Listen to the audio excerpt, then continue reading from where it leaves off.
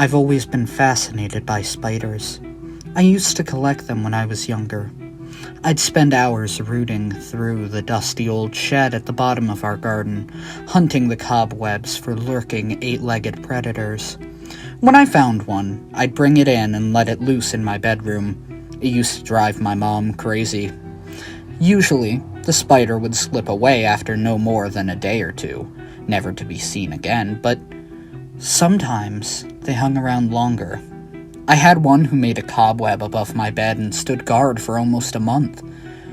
Going to sleep, I used to imagine the spider creeping down, crawling into my mouth, sliding down my throat, and laying loads of eggs in my belly. The baby spiders would hatch after a while and eat me from the inside out.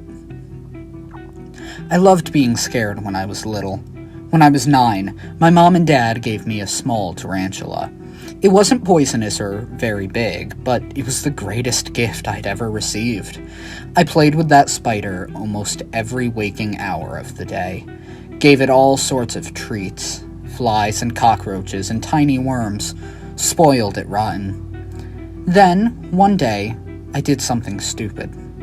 I'd been watching a cartoon in which one of the characters was sucked up by a vacuum cleaner.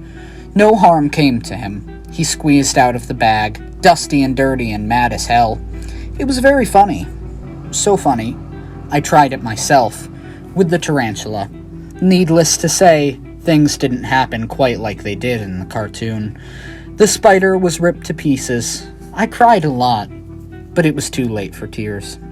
My spider was dead. It was my fault, and there was nothing I could do about it. My parents practically hollered the roof down when they found out what I'd done. The tarantula had cost quite a lot of money. They said I was irresponsible, and from that day on, they never let me have a pet, not even an ordinary garden spider. I started with that tale from the past for 2 reasons. One will become obvious as this book unfolds.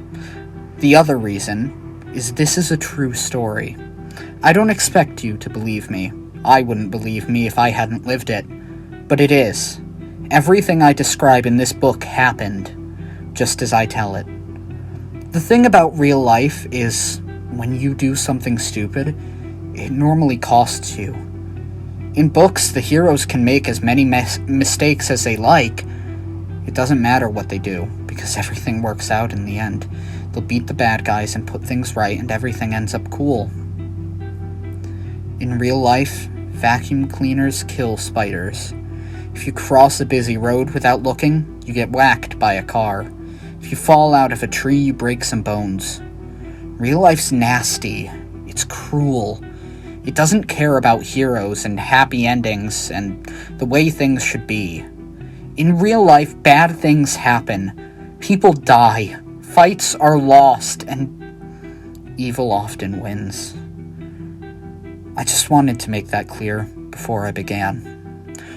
One more thing. My name isn't really Darren Shan. Everything's true in this book, except for names. I've had to change them because, well, by the time you get to the end, you'll understand. I haven't used any real names. Not mine, my sister's, my friends, or teachers. Nobody's. I'm not even going to tell you the name of my town or country. I don't dare. Anyway, that's enough of an introduction.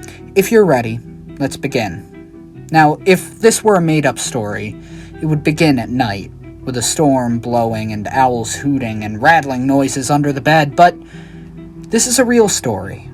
So I have to begin where it really started. It started in a toilet.